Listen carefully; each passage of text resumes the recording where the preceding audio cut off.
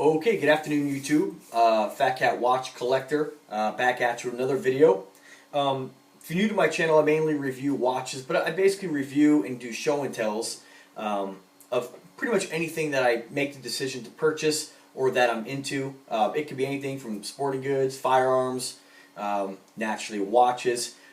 If you're, like I said, if you're new to the channel, I basically started off doing reviews on my cars, or just showing off, basically, putting videos up there, sharing it with, friends and family or whatnot, and of course the world, because I find YouTube is just a fantastic tool in order to get information. You can find everything on YouTube, and so I originally started off showing off my cars. That's what I'm really into, is customizing vehicles, and from there just kind of progressed where I started really just reviewing or doing show and tells on everything. Like where you're in and I call them show and tells because I don't really get too involved with the in-depth technical stuff on anything I'm reviewing. I just basically like show it off, tell you a little bit about it. Just like when you were a kid in elementary school, you had show and tells. You didn't go up there and give it a huge giant review that lasted an hour. You just kind of touched on the basics. And that's kind of what my channel's about. Although I mainly specialize in reviewing watches, specifically Invicta watches, I put up videos on anything because I do believe that it's like I said, a great tool and a great way to share some of the things that you're into with the public. And so far so good. Got a lot of subscribers, and it's been a lot of fun. So one thing I've been kind of branching off a little bit lately, I'm just kind of testing the waters here, is fragrance reviews. And fragrance reviews are very difficult to do online. Really, in my opinion, the only good thing you're going to get out of a fragrance review, you might get, I'm going to tell you a little bit about these ones today. We're going to talk about the Perriel's 360 line of fragrances, one of which I've been buying for years. I've been wearing Perriel's for years. It doesn't mean I wear them every day, but when I want to change it up, I change it up with other fragrances. But they are one of my favorite lines. I believe in kind of these would be considered the cheapy versions, where they're $19 to $30 for a bottle. You won't find these in Macy's anymore. You're going to find these in Ross and TJ Maxx and places like that. I'm not really a firm believer. I don't really believe in spending $100 for a bottle of cologne. These fit into my budget or what I think it's worth, and this is what I wear. And there's a lot of cologne reviews. I'm not going to be too technical as far as it's kind of like the guy swishing the wine in his mouth, talking about all the differences he can taste. I can never do anything like that. I can't taste any differences. I just like the wine, and and that's it. So this is kind of the same thing. You either like it or you don't. And I'm just going to give you my honest opinion on whether I like it or I don't. And I'll try to read on the internet here while I'm going through a couple of these. Just give you kind of the basics on what some of the notes that they have in there, like the middle notes and the base notes. But that really is only helpful for somebody who's really, I guess, a real connoisseur who really knows what each one of those things smell like. Certain ones you're going to know, like vanilla. Everybody smelled vanilla. It's pretty basic. Like tobacco, stuff like that.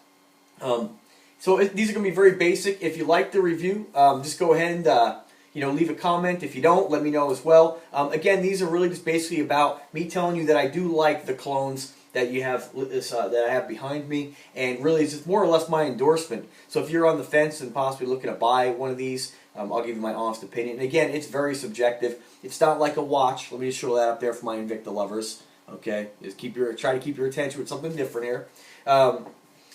Again, what one person likes, the other one may not. It's just like watches, but it's very difficult cologne because you really don't know unless you smell it. So cologne reviews on video are kind of a little bit of a waste of time. But however, there may be a cologne out there you've maybe been thinking about trying, and maybe I absolutely hate it, and maybe that'll be a deciding factor on whether or not you do a blind buy or not.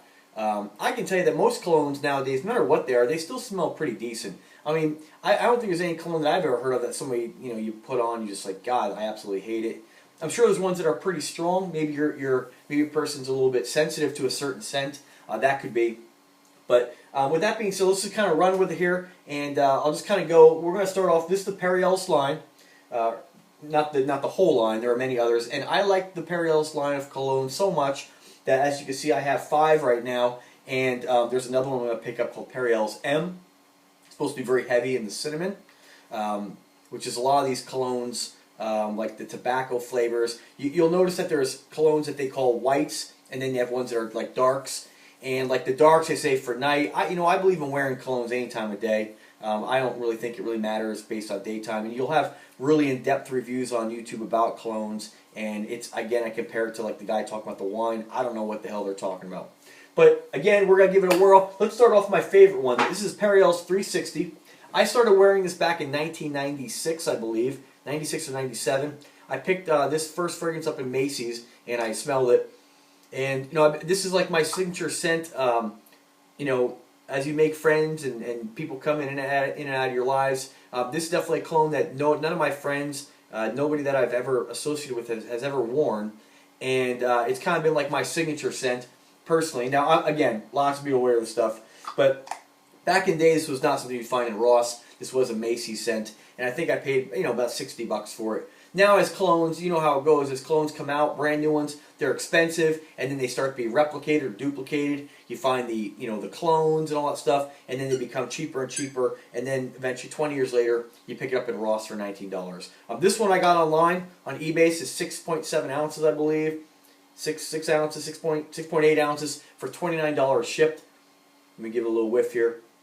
I absolutely love this cologne. Some video reviews I've seen, people refer this as a very strong cologne. This is very strong when you first put it on. So I've been wearing it so long, I douse myself in this stuff. I mean, I'll put on like 7 pumps, and it is very strong, but it does mellow out. It's hard to describe what it smells like because I'm not really good at doing that. I'm just going to read kind of off a couple websites on what this cologne has, and maybe you're familiar with some of the scents. Basically, this is 360 for men, Perriel's. It was launched in actually 1995. The top notes are juniper berries, lemon, bergamot. I'm not sure if I'm saying that right. So everybody's familiar with lemon and berries. So it is kind of a fruity scent. Just mild though, just a little bit. You can detect it a little bit. And then of course you have middle notes of lavender, sage, cardamom, and freesia, which I don't really know what those are. Lavender, definitely you can smell the lavender.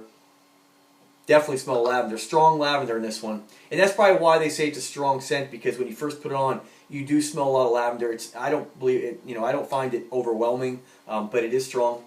Then your base notes